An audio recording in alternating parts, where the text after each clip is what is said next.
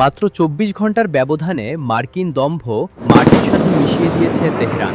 যুক্তরাষ্ট্রের একের পর এক হামলার জবাবে এবার সরাসরি মার্কিন সামরিক ঘাঁটিতে পাল্টা আঘাত এনেছে ইরান।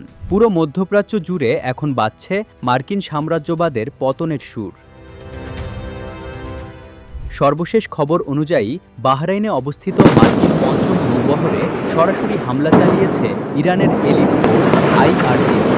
শুধু হামলা নয়, দক্ষিণ পশ্চিমাঞ্চলীয় শহর আন্দিমেশকের আকাশে মার্কিন আধুনিক MQ-9 ড্রোন ভূপাতিত করার দাবি করেছে তেহরান।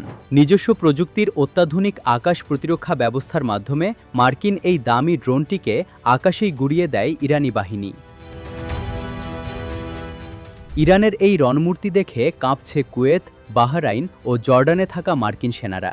আইআরজিসি স্পষ্ট জানিয়ে দিয়েছে, জর্ডানে অবস্থিত মার্কিন যোগাযোগ ব্যবস্থা এবং জ্বালানি মজুত কেন্দ্রগুলোকে তারা সফলভাবে লক্ষ্যবস্তু করেছে। বাদ যায়নি কুয়েতের আলী আল সালেম বিমান ঘাঁটিও। সেখানে মার্কিন রাডার স্থাপনা লক্ষ্য করে একের পর এক ড্রোন ও ক্ষেপণাস্ত্র হামলা চালানো হয়েছে। এদিকে ইরাকের কুর্দিস্তান অঞ্চলে মার্কিন দূতাবাসের কাছে তীব্র বিস্ফোরণের শব্দে কেঁপে উঠেছে চারপাশ। কিন্তু কেন এই যুদ্ধন্দেহী পরিস্থিতি?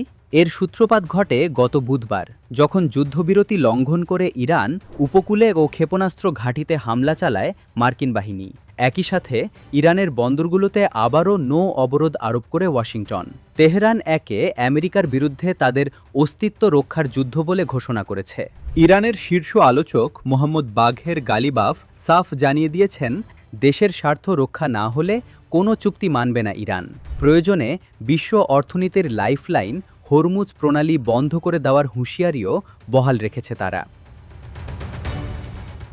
পরিস্থিতি বেগতিক দেখে মার্কিন প্রেসিডেন্ট ডোনাল্ড ট্রাম্প ইরানকে আলোচনায় বসার জন্য মিনতি করছেন, সাথে দিচ্ছেন ফাঁকা হুমকিও।